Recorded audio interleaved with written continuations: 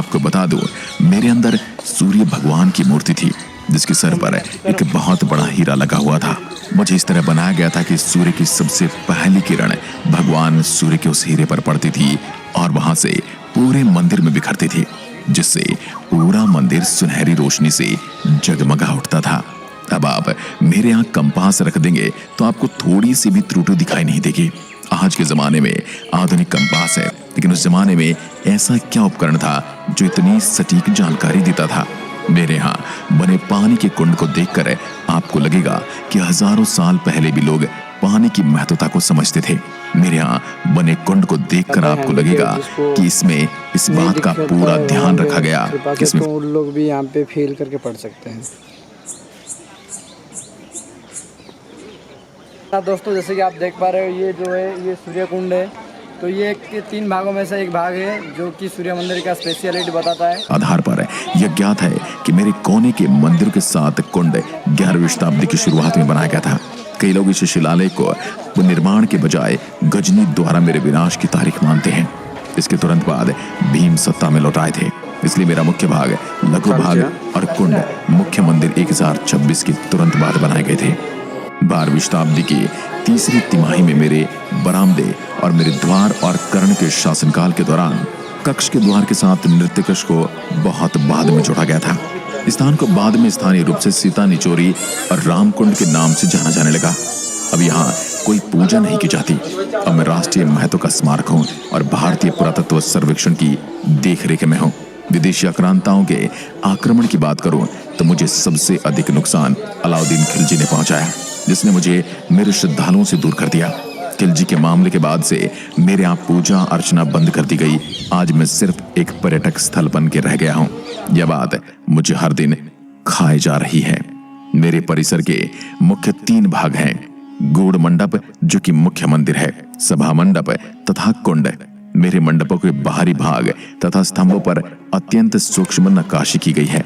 कुंड में सबसे नीचे तक जाने के लिए सीढ़ियां बनी हैं तथा कुछ छोटे छोटे मंदिर भी हैं।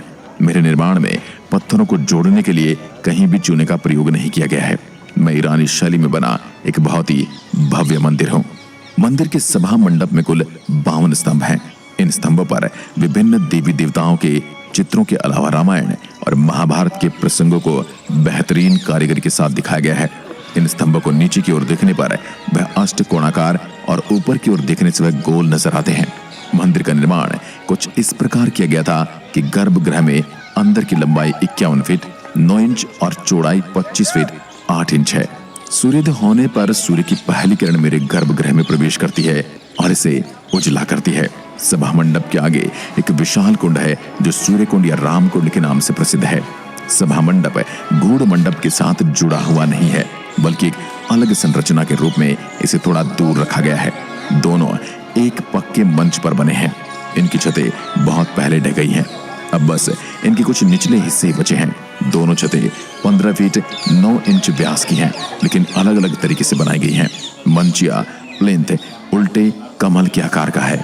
मंडप में सुंदरता से गढ़े पत्थर के स्तंभ अष्टकोणीय योजना में खड़े किए गए हैं, जो अलंकृत तोरणों को आधार प्रदान करते हैं। मंडप की बाहरी दीवारों पर चारों ओर आरे बने हुए हैं, जिनमें 12 आदित्यों, दिक्पालों, देवियों तथा अप्सराओं की मूर्तियां प्रतिष्ठापित हैं। सभा मंडप अथवा नृत्य मंडप जो कि कोणीय योजना में बना है, ये भी सुंदर स्तंभों से युक्त है। सभा मंडप में चारों मुख्य दिशाओं से प्रवेश हेतु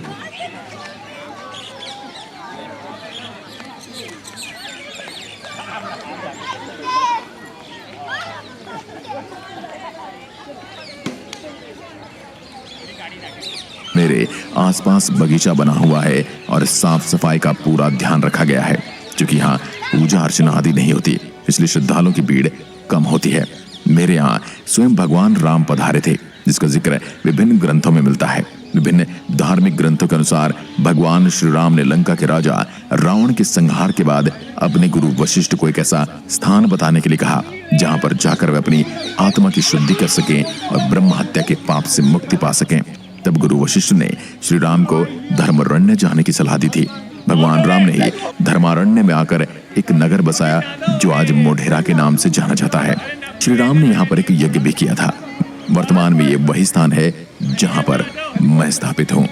अब आप समझ ही गए होंगे कि मेरी वास्तुकला कितनी अद्वितीय है और किस तरह से मुझे बनाया गया है। फिर भी मुझे कहीं भी जगह नहीं मिलती। मुझे आशा है आप मुझे मेरा खोया हुआ स्थान अवश्य दिलाएंगे और आप एक बार मेरे से मिलने जरूर आएंगे और मेरे बारे में आप सभी को बताएंगे और मेरे इस वीडियो को जन जन तक